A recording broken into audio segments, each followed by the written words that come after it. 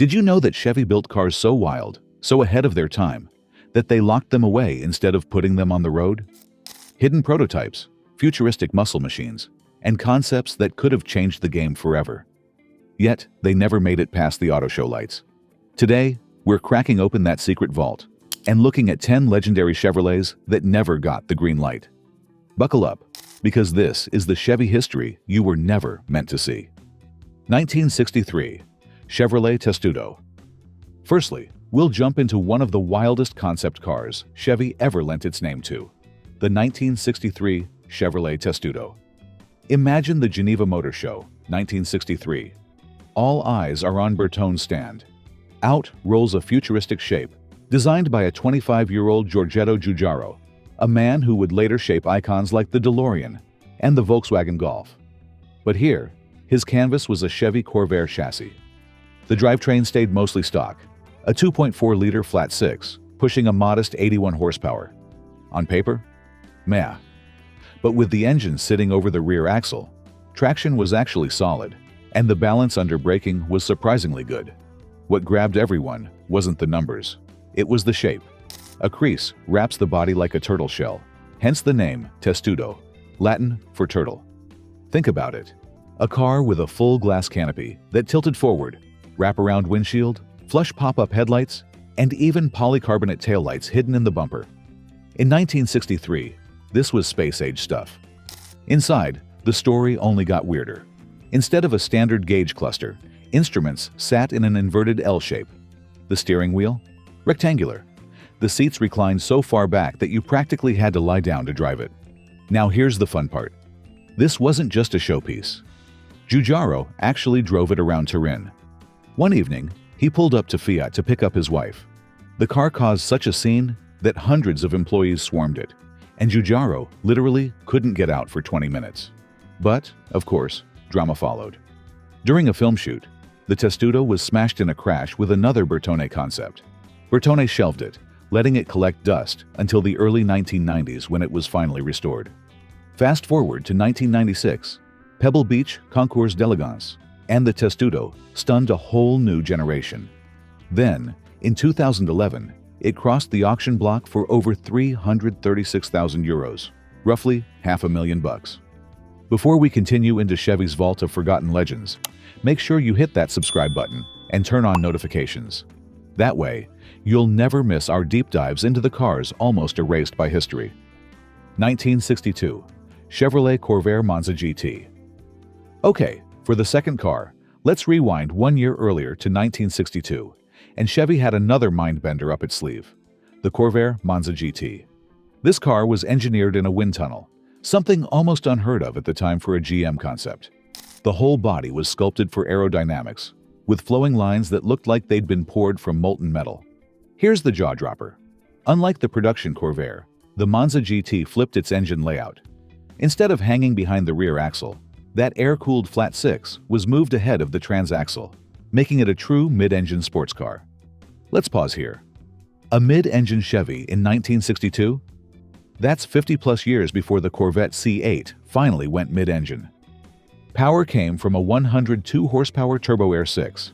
Still not headline-grabbing, but thanks to the balance of a mid-engine setup, this thing had real sports car credentials.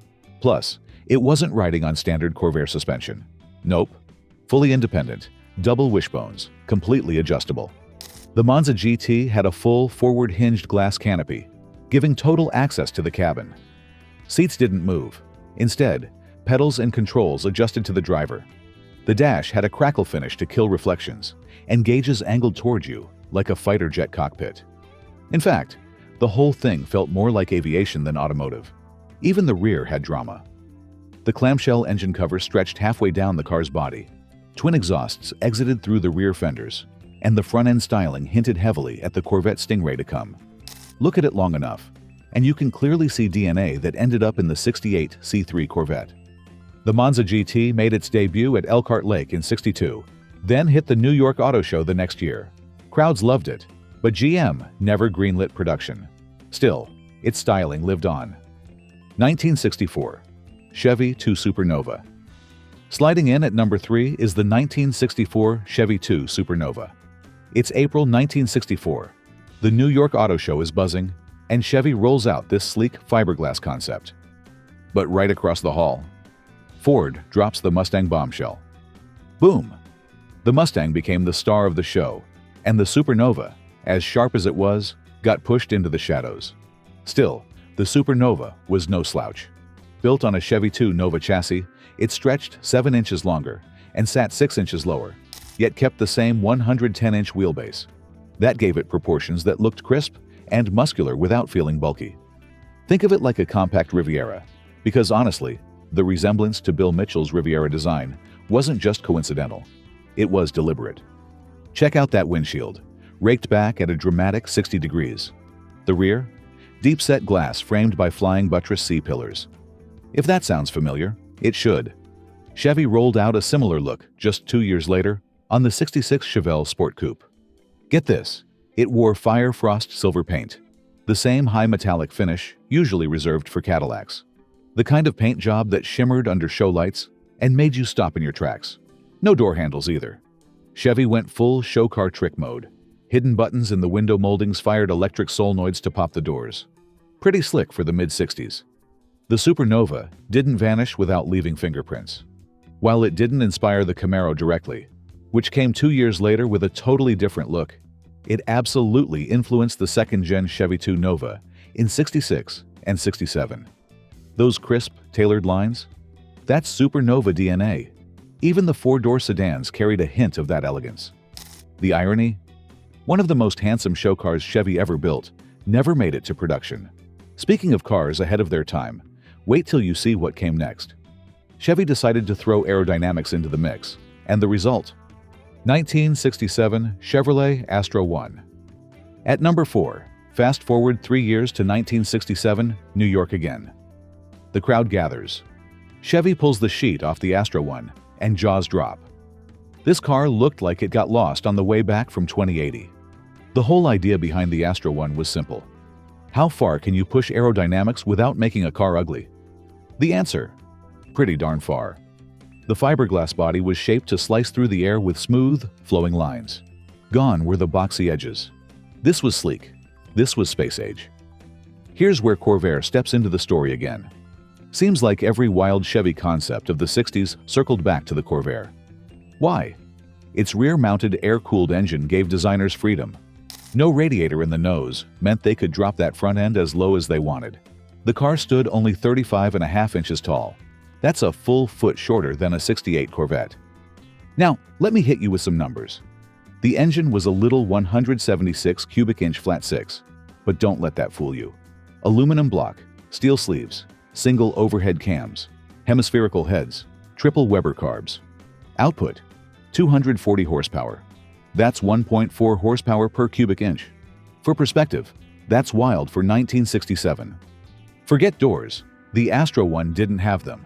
Instead, the entire canopy, the roof, the windshield, and the rear window were all hinged up from behind the rear wheels. To make it practical, Chevy mounted the seats to the canopy itself. So when you opened it, the seats lifted with it.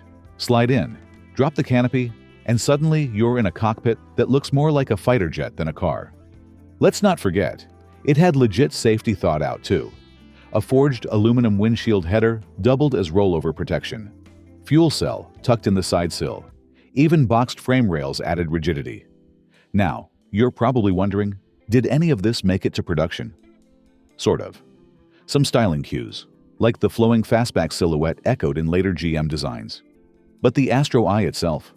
It was too radical, too far ahead. In the end, it stayed what it was, a showpiece to wow crowds and test ideas. If you think the Astro I was wild, wait until we get to the next car. 1968 Astro II. The 1968 Astro II looked like it came straight out of Europe, low, sleek, and wickedly futuristic for its time. It was a serious attempt at building a mid-engine Corvette, something Zora Arkus-Duntov had been pushing for all through the '60s. Now here's where it gets wild. To make this beast work, GM engineers dropped in a massive 427 cubic inch big block V8. That's 400 horsepower sitting right behind the driver's seat. But the only transaxle strong enough to handle it was a 2-speed automatic yanked out of a '63 Pontiac Tempest. Sounds strange, right? What's even stranger, is that they had to mount the engine backwards and spin it in reverse, literally borrowing tricks from the marine industry just to make the layout work. The car debuted at the 1968 New York Auto Show and immediately set the rumor mill on fire. Corvette fans were buzzing. Was Chevy finally about to unleash a Ferrari fighter? Duntov himself tested it, pulling an impressive 1.00 grams of lateral grip on the skid pad. For context, the modern C7 Grand Sport clocks about 1.18 grams. Pretty insane considering this was happening in the late 60s, on street tires no less. So why didn't we ever get a mid-engine Corvette in the 70s? Simple. Chevy didn't need it.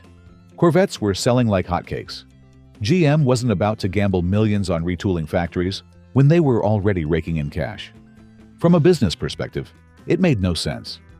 From an enthusiast's perspective, heartbreak. Even so, the Astro II left its fingerprints all over Corvette history. Look closely at the rear end of a '74 Corvette. You'll see traces of its design DNA right there.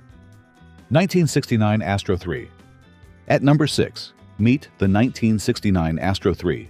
And let me tell you, this one doesn't even pretend to be a car.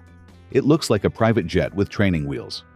The Astro III was part of GM's obsession with cars of the future, and this thing leaned hard into that fantasy. Forget mirrors. Rear vision was handled by closed-circuit TV. Forget conventional controls. The driver steered using pistol grip levers, aircraft style. Even the interior was straight out of an airplane, blacked out and wrapped in switches. But here's where your jaw drops. Power didn't come from a regular engine. Nope. They dropped in an Allison Model 250C18 gas turbine, the kind used in helicopters. This featherweight, 139-pound turbine cranked out 317 horsepower. That means the Astro III wasn't just playing dress-up. It was basically a jet on wheels. Designers Paul Lawnberger and Bob Larson worked directly under Bill Mitchell's vision, reshaping the car until it looked less like an abstract sculpture and more like a supersonic transport. The final result was razor-sharp, futuristic, and unlike anything else GM had ever shown. It stood only inches off the ground, tricycle style, with 2 small front wheels and 1 big drive wheel out back.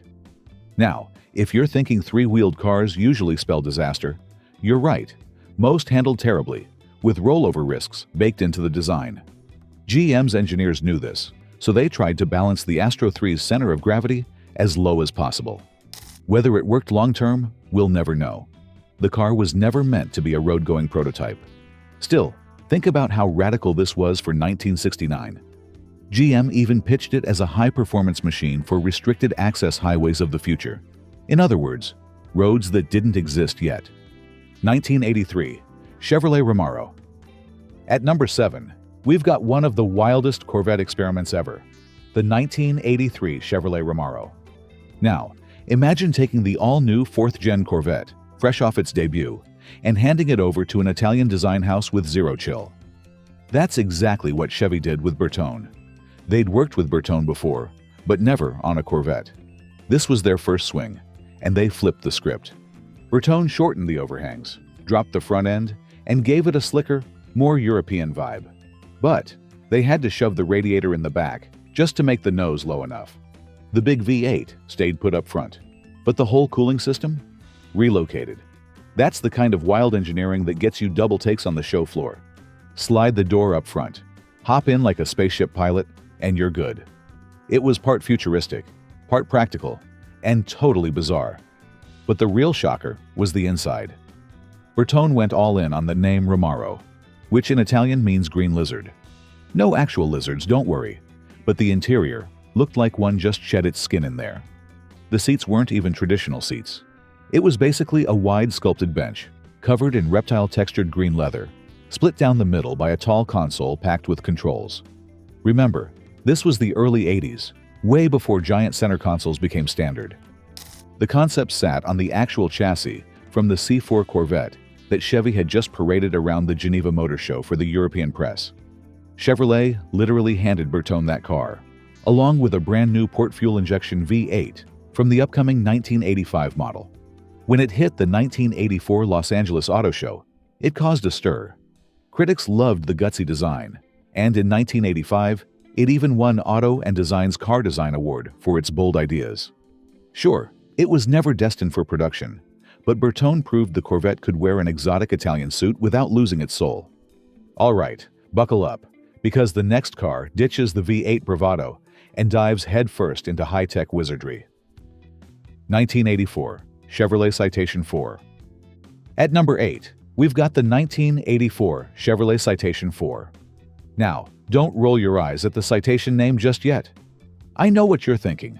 Chevy's front-wheel drive compact from the early 80s? The one that sold like crazy at first, but aged faster than a glass of milk in the sun? Yeah, that one. But the Citation IV concept was Chevrolet dreaming way ahead. A glimpse at what the 1990s might look like, and some of its ideas were straight-up genius. First off, they completely rethought the engine setup. Instead of the old carburetor mess, it ran electronic fuel injection. That alone let them drop the whole car about 5 inches lower than the production model. Under the hood, they tucked in a 2.8-liter V6, mounted sideways. Not a powerhouse, but the packaging was compact, efficient, and sporty. Aerodynamics were the star of the show. Picture a long, sloped hood, airflow channels running clean over the body, and a stretched-out tail that looked part sedan, part spaceship. It wasn't just for looks. The slick shape cut drag so effectively that the car needed a third less horsepower just to cruise compared to the regular Citation. That's insane. Inside, the tech was where jaws dropped. The dashboard had a liquid crystal display showing fuel, oil pressure, and more, all in bar graphs. There was even a digital speedometer, a heads-up display, in 1984. Most production cars wouldn't offer that for another 15 to 20 years. Controls were grouped in pods near the steering wheel, so you didn't have to reach far. The center console sloped down into a padded dash, making the whole cockpit feel like something from Star Trek. Chevy execs were even talking big. Robert Stempel, the GM at the time, said they saw the Citation II as their second-gen front driver, and maybe Citation III and IV would follow in a few years. Production by the early 90s, he claimed. But they killed the Citation nameplate entirely in 1985. No 3, no 4. Still, the dream lived on in other cars.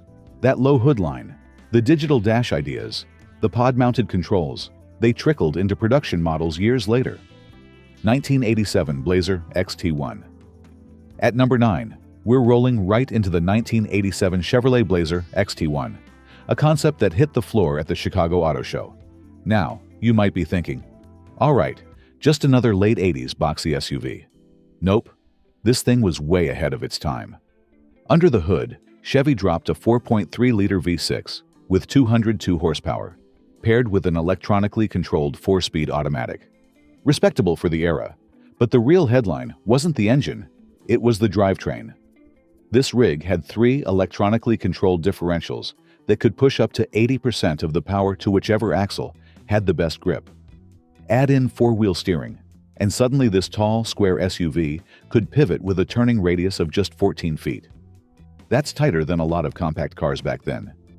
Imagine whipping a big SUV around a parking lot and making smaller cars jealous. Here's where it gets even wilder. The suspension. 4-wheel independent, with over 10 inches of travel, and it could literally raise or lower itself. Need to get in? It dropped an inch. Going off-road? It climbed 4 inches higher. Load a ton of gear in the back? The system leveled everything automatically, so it didn't feel like you were driving with a refrigerator strapped to one side. That's some James Bond-level engineering. The XT1 had a Future Vision digital display, and instead of a steering wheel, you had an airplane-style yoke. The roof and hatch were all glass, making the thing feel like a greenhouse on wheels. For the cargo hold? Instead of tossing in your bags and watching them roll around, Chevy gave it modular storage units you could actually access without pulling them out. Honestly, it's shocking that detail never made it into production SUVs, even today. But this futuristic machine wasn't meant to go into production. It was more of a lab for GM's advanced vehicle engineering team, giving us a sneak peek at how SUVs were about to evolve from rugged trail rigs into the everyday family haulers we'd see all through the 90s. Some folks even say it predicted the look and feel of the 95 Chevy Blazer. 1987 Chevrolet Express. At number 10, let's rewind just a bit to the 1987 Chevrolet Express. No, not the van you've seen plumbers and electricians driving for the past couple of decades. Before that workhorse ever hit the streets, Chevy slapped the Express name onto something that looked straight out of Back to the Future. The Express was Chevy's vision of high-speed travel for a government-run expressway system that never got built. This one was designed to cruise all day at 150 miles per hour. Think about that. A family of 4 flying across the country at fighter jet speeds in 1987. Now here's the twist: the powertrain. Forget V8s, forget Turbo 4s. The Express was rocking a mid-mounted GMA GT 5-gas turbine engine that ran on kerosene. Yep, jet fuel for your grocery run. Output? Just 120 horsepower. Doesn't sound like much, right? But with a crazy light body, a drag coefficient under 0.20, and a fat 350 pound-feet of torque, it was more than enough to cruise at triple-digit speeds all day. It wasn't about horsepower. It was about efficiency, torque, and aerodynamics. As for the design, it was wedge-shaped, low-slung, and futuristic even by concept car standards. The whole roof lifted up for you to get inside, kind of like stepping into a fighter cockpit. Chevy covered the wheels for smoother airflow, dropped ground effects all around it, and built the body out of carbon fiber before that became a buzzword. The tech was even crazier. Electro-hydraulic steering, drive-by-wire throttle, rear-facing cameras instead of mirrors, 3 display screens across the dash, and a proximity key fob that automatically opened the canopy when you walked up. Remember, this was 1987. That's decades before mainstream cars started bragging about keyless entry or lane cameras. And the wild part? All of it worked. Now, here's where it gets fun. Because all of this was real, Hollywood took notice.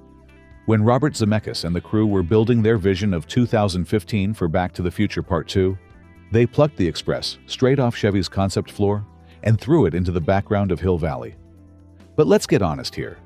Was the Express ever going to hit production? No way. America never got that high-speed federal highway system, and a kerosene-burning turbine wasn't exactly practical for the average Joe. Still, the Express was more than just a sci-fi prop. It was Chevy showing the world what was possible when you stop thinking about cars as just cars and start looking at them as pieces of the future. All right, that's it for today's video. If you could bring just one of these Chevys back to life, which would it be? Let us know down in the comments.